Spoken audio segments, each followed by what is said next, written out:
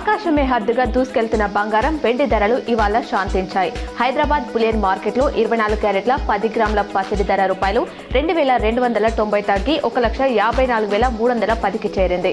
అలాగే 22 క్యారెట్ల 10 గ్రాముల బంగారం ధర 2,100 పతనమై రూపాయలు 1,41,450 పలుకుతుంది. అటు కేజీ సిల్వర్ రేటు రూపాయలు 5,000 తగ్గి 3,40,000గా ఉంది.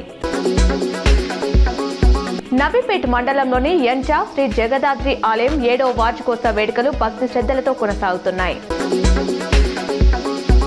దావోస్ సదస్సులో సీఎం రేవంత్ రెడ్డి పలు సంస్థలతో ఒప్పందాలు చేసుకున్నారు. స్టీల్, విద్యుత్, విమానయాన రంగాల్లో రూపాయలు 19,500 కోట్ల పెట్టుబడులకు ఒప్పందాలు చేసుకున్నారు. రూపాయలు 12,500 కోట్ల స్టీల్ ప్లాంట్ ఏర్పాటు చేసేందుకు రష్మి గ్రూప్ ముందుకొచ్చింది. రూపాయలు 6,000 కోట్లతో స్లోవేకియా సంస్థ పవర్ ప్లాంట్ ఏర్పాటు, రూపాయలు 1,000 కోట్లతో ఫ్లైట్ రిపేర్ యూనిట్ నెలకొల్పేందుకు సర్గట్ సంస్థ ఒప్పందం చేసుకుంది. గత వారం రోజులుగా సాధారణ ఉష్ణోగ్రతలు నమోదవుతున్న ఉమ్మడి నిజామాబాద్ జిల్లాలో మళ్లీ చలి ప్రభావం పెరుగుతోంది. గురువారం వాతావరణ శాఖ అధికారులు వెల్లడించిన వివరాల ప్రకారం రాబోవు 3 రోజులు జిల్లాలో ఎల్లో అలర్ట్ ఉష్ణోగ్రతలు నమోదవుతాయన్నారు.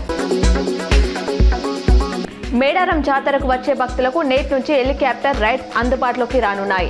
మేడారం సమీపంలోని పడిగాపూర్ వద్ద హెలిప్యాడ్ ఏర్పాటు చేశారు.